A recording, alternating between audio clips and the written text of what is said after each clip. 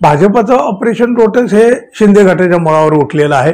एकनाथ शिंदे आणि देवेंद्र फडणवीस यांच्यामध्ये आबोला तर सुरू झालेला आहे। मित्र हो, भारतीय जनता पक्षाच्या मदतीनं एकनाथ शिंदे यांनी माननीय बाळासाहेब ठाकरे आणि उद्धव ठाकरे यांची शिवसेना फोडली।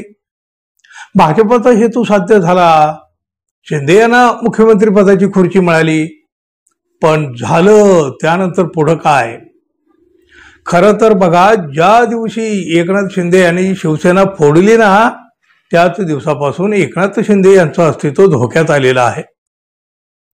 भाजपच आता शिंदे गटाला संपवण्यासाठी सज्ज झालेला आहे। आता त्याची पुरती कल्पना सुद्धा एकनाथ शिंदे यांना किंवा त्यांच्या गटाला आलेली आहे। भाजप आपलं अस्तित्व ठेवू इच्छित नाही याची जाणीव शिंदे गटाला आता झालेली आहे। फडणवीस यांच्या विरोधामध्ये दिल्लीचा आपल्याला आधार मिळेल या आशेवर एकनाथ शिंदे राहिलेले होते आणि बहुतेक त्याच आशेवर शिंदे यांनी आपलं रडगाणं घेऊन दिल्ली गाठली।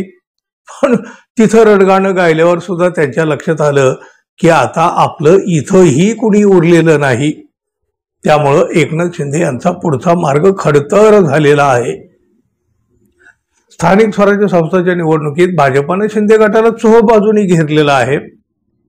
पण बहुतेक त्यांनी भाजपाची आता दोन हात करायचं ठरवलेलं दिसतंय। एकनाथ शिंदे यांनी तरी सगळं काही सहन करून सुद्धा आजवर एकनाथ शिंदे बघा काही बोलत नव्हते, त्यांनी भाजपाला अंगावर घेतलेलं नव्हतं। आता मात्र त्यांचा इरादा स्पष्ट झालेला दिसतोय। डहाणूच्या सभेमध्ये त्यांनी भाजपाचं नाव जरी घेतलेलं नसलं तरी आपण अहंकाराच्या विरोधात आता एकत्र आलेलो आहोत असं म्हटलं। तो रोग कुठं होता हे सगळ्यांच्या लक्षात आलं। तसं पाहिलं तर शिंदे गटाचं अस्तित्व आता धोक्यातच आलेलं आहे। शिंदे गटाचे 35 आमदार फुटून भाजपात जातील असा दावा केला जात असला तरी बघा एवढ्यात तसं काही घडेल असं वाटत नाही। मात्र जर एकनाथ शिंदेना स्थानिक स्वराज्य संस्था निवडणुकीमध्ये यश मिळालं नाही तर त्याचे शिलेदार हळूहळू भाजपची वाट धरतील हे मात्र नक्की। स्थानिक स्वराज्य संस्थांच्या निवडणुकीमध्ये भाजपने एक हात सत्ता मिळवली, मोठ्या महापालिका जिंकल्या, तर त्यांना शिंदे गटाची गरजच पडणार नाही। शिंदे यांच्यासोबत असलेले नेते आमदार देखील अस्वस्थ होतील आणि त्यामुळं वेळ पडली तर ते सुद्धा भाजपामध्ये जाण्याला पुढं मागं पाहणार नाहीत आणि त्यातूनच शिंदे यांच्या शिवसेनेचं म्हणा किंवा शिंदे यांच्या गटाचं अस्तित्व धोक्यात येण्याची शक्यता आहे। शिंदे जरी लांब झाले तरी अजितदादा भाजपच्या मदतीसाठी आहेत, त्यामुळे एकनाथ शिंदे यांना आपली ताकद स्थानिक स्वराज्य संस्थांच्या निवडणुकीत दाखवून द्यावीच लागणार आहे।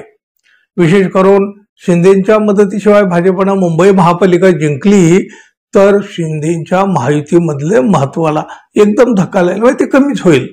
त्यामुळं स्थानिक स्वराज्य संस्था निवडणुकीमध्ये विजय मिळवणं आणि ठाणे, नवी मुंबई, छत्रपती संभाजीनगर, कल्याण डोंबिवली या महापालिकामध्ये आपली ताकद दाखवून विजय मिळवणं हेच उत्तर भाजपाला असणार आहे।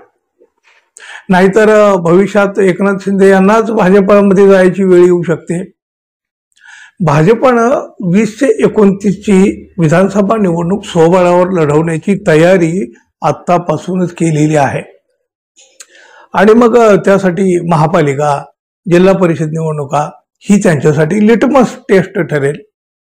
नगरपंचायत निवडणुकीमध्ये 100 नगरसेवक बिनविरोध निवडून आणून भाजपानं विरोधकासह मित्रपक्षातील एकनाथ शिंदे यांना सुद्धा सूचक इशारा दिल्याचं मानलं जात आहे। भाजपचं ऑपरेशन लोटस हे शिंदे गटाच्या मुळावर उठलेलं आहे। एकनाथ शिंदे आणि देवेंद्र फडणवीस यांच्यामध्ये आबोला तर सुरू झालेला आहे।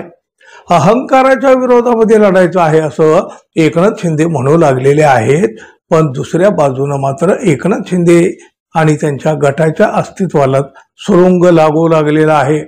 नव्हे, भाजपानं तो लावलेलाच आहे।